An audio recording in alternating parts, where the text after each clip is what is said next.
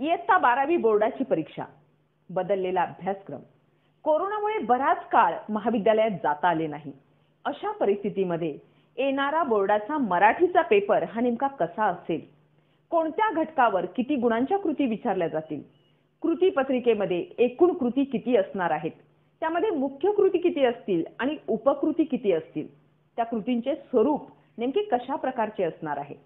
तोंडी परीक्षेचे स्वरूप नेमके कसे असणार आहे? आणि या वर्षीच्या म्हणजे 2020-21च्या परीक्षेतून पाठ्यपुस्तकातील कोणते घटक वगळण्यात आलेले आहेत? म्हणजे कोणत्या घटकावर कृती विचारली जाणार नाही? याने अशा अनेक प्रश्नांची गर्दी तुमच्या मनामध्ये नक्कीच असणार आहे. पण आज हे सगळे प्रश्न मिटणार आहेत, कारण आपण जाणून घेणार आहोत नवीन अभ्यासक्रमानुसार इयत्ता 12वी मराठी विषयाच्या परीक्षेचे स्वरूप नेमके कसे आहे.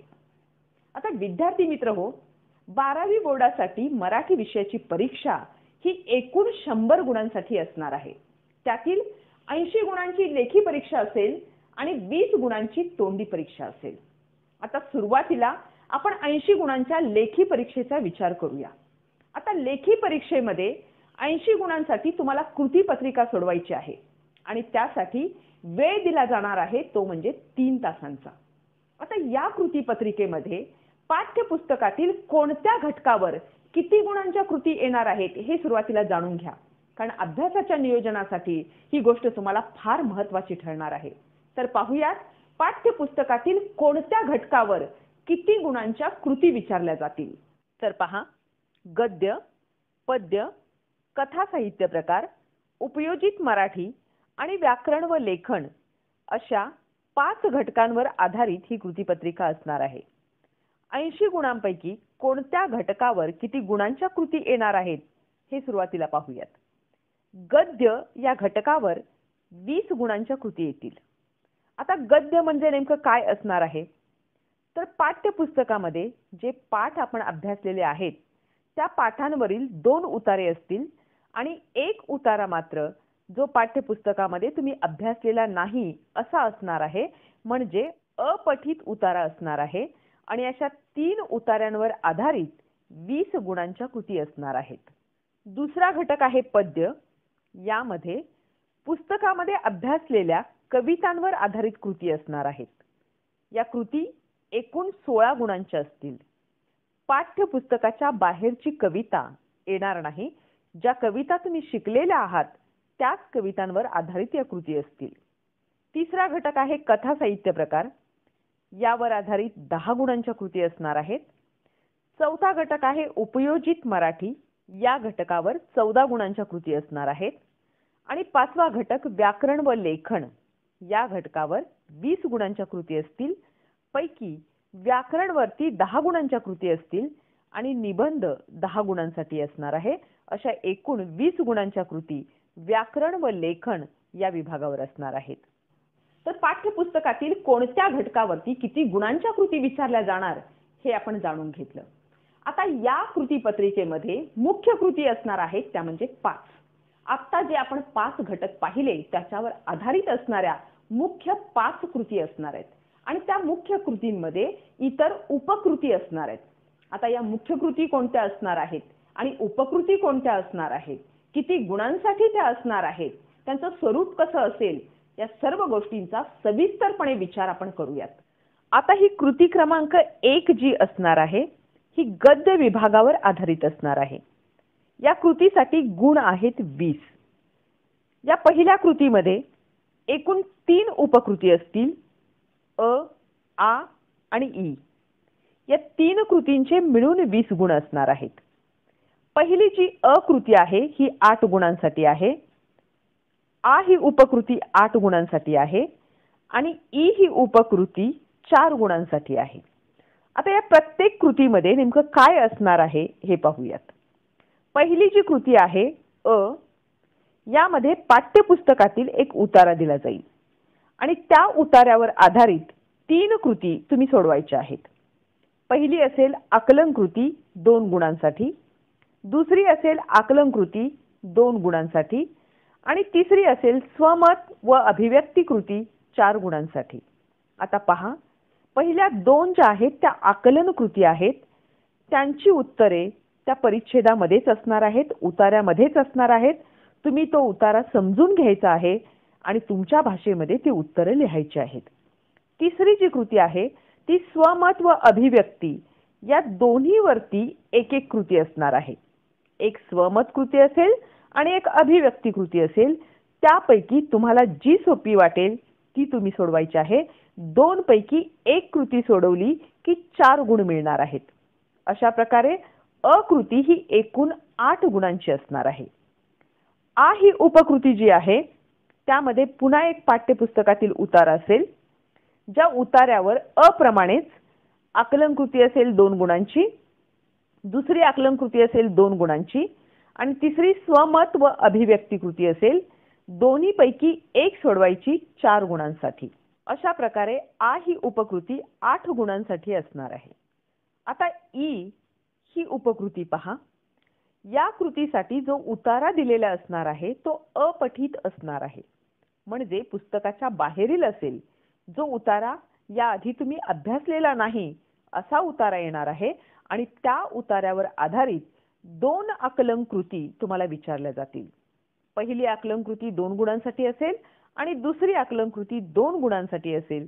अशा एकूण 4 गुणांच्या कृती ई या उपकृतीवर विचारल्या जातील.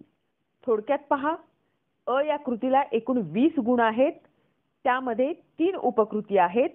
अ 8 गुणांची, आ 8 गुणांची आणि ई 4 गुणांची. पहिल्या 2 कृतींसाठी म्हणजे अ आणि आ साठी पाठ्यपुस्तकामध्ये जो पाठ तुम्ही अभ्यासलेला आहे अशा पाठांमधले उतारे येतील आणि ई जी कृती आहे त्यामध्ये मात्र पुस्तकाच्या बाहेरचा उतारा येणार आहे 4 गुणांसाठी. तर असे स्वरूप असणार आहे कृती 1 चे. आता पाहूयात कृती 2 कशी असणार आहे. कृती 2 पद्य विभागावर आधारित असणार आहे आणि ही कृती एकूण 16 गुणांसाठी आहे. यामध्ये परत अ, आ आणि ई अशा 3 उपकृती असतील.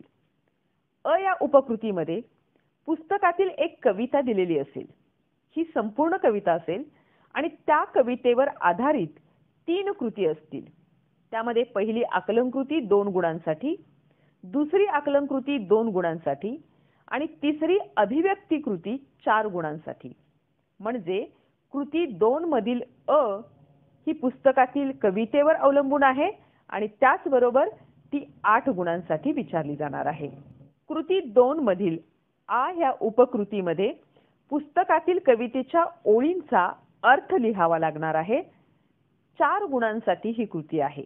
आता कृती 2 मधील ई ही उपकृती जी आहे त्यामध्ये पुस्तकातील कोणत्याही वेगवेगळ्या 2 कवितेच्या ओळी दिलेल्या असतील.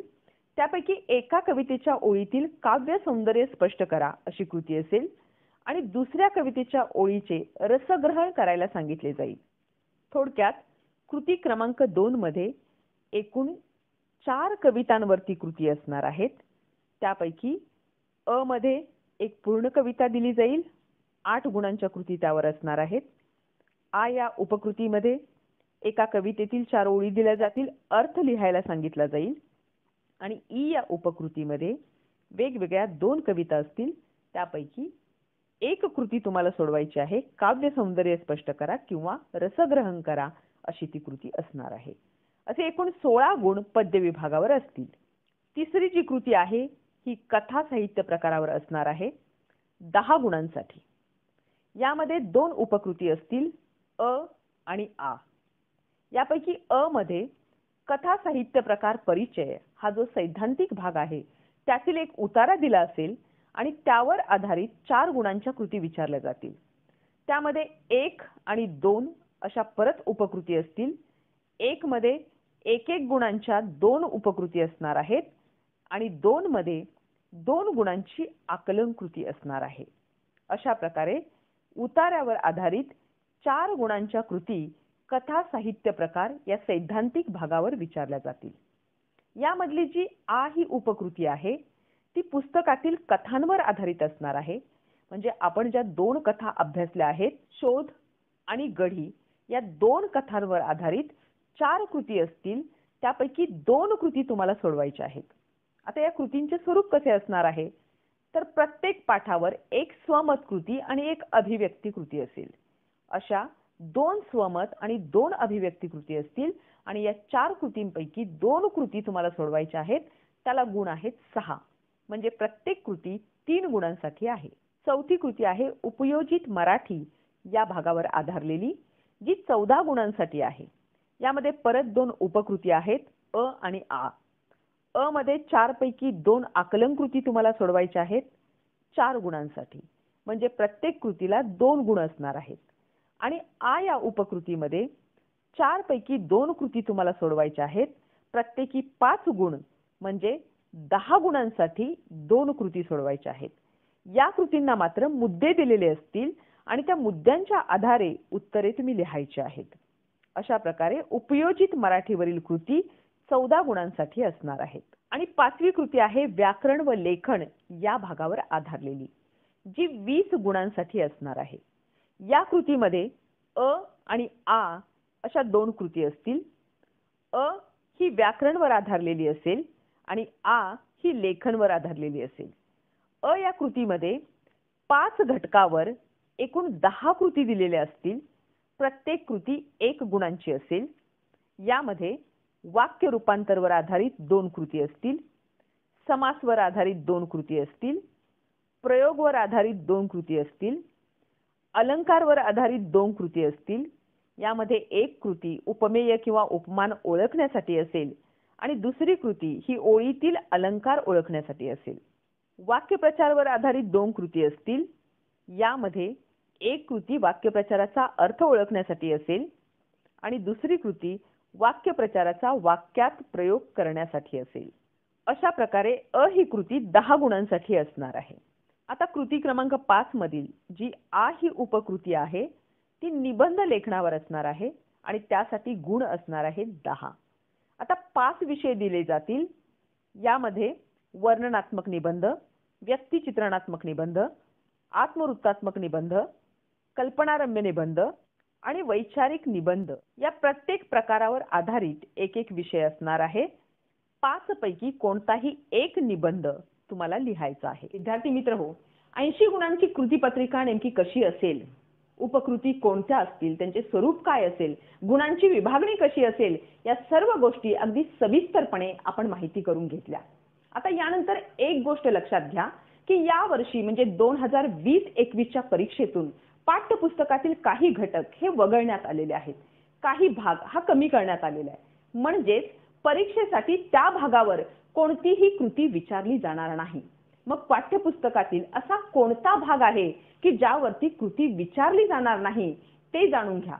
पहा कविता क्रमांक 4 रे थांब जरा आषाढ घणा. पाठ क्रमांक 12 रंगरेषा व्यंगरेषा. नमुना गद्य आकलन जयपूर फूटचे जनक आणि उपयोजित मराठीमधील वृत्तलेख. हा भाग या वर्षीच्या परीक्षेतून म्हणजे 2020-21ला होणाऱ्या परीक्षेतून वगळण्यात आलेला आहे. म्हणजे या भागावर आधारित कोणताही प्रश्न किंवा कोणतीही कृती येणार नाही. विद्यार्थी मित्रहो, 12वीच्या परीक्षेमध्ये लेखी परीक्षेचे स्वरूप नेमके कसे असणार आहे हे आपण जाणून घेतले. आता वळूयात तोंडी परीक्षेकडे. तोंडी परीक्षा असणार आहे एकूण 20 गुणांची. आता या 20 गुणांपैकी 2 कौशल्य महत्त्वाची मानलेली आहेत आणि त्याच्या आधारित ही परीक्षा होणार आहे. ती म्हणजे श्रवण कौशल्य आणि भाषण कौशल्य. श्रवण कौशल्याला असणार आहे 10 गुण आणि भाषण कौशल्याला असणार आहे 10 गुण. आता श्रवण या शब्दाचा अर्थ आहे ऐकणे. शिक्षक वर्गामध्ये जे काही सांगतील, मग शब्द, शब्दार्थ, पारिभाषिक संज्ञा किंवा एखादा उतारा, कविता, ते व्यवस्थित ऐकायचं, त्याचं श्रवण करायचं आणि मग दिलेल्या सूचनेनुसार योग्य उत्तर लिहायचं, अचूकपणे लिहायचं. त्याला गुण असणार आहेत 10. श्रवण कौशल्यावर आधारित 10 गुण. आणि दुसरे 10 गुण आहेत ते आहेत भाषण कौशल्याला. तुमची बोलण्याची कला त्यामध्ये तपासली जाणार आहे. मग तुमचं भाषण किंवा एखादी कविता म्हणणं याला ते गुण दिले जातील. आता आपण सविस्तरपणे अभ्यासूयात की श्रवण कौशल्यामध्ये नेमके काय काय असणार आहे आणि भाषण कौशल्यामध्ये नेमके काय असणार आहे. आता श्रवण कौशल्य जे 10 गुणांसाठी असणार आहे त्यामध्ये गुण विभागणी नेमकी कशी असणार आहे किंवा कोणकोणते घटक असणार आहेत ते पहा. तर एकूण 5 घटक असणार आहेत. त्यापैकी पहिला आहे शब्दलेखन 2 गुणांसाठी.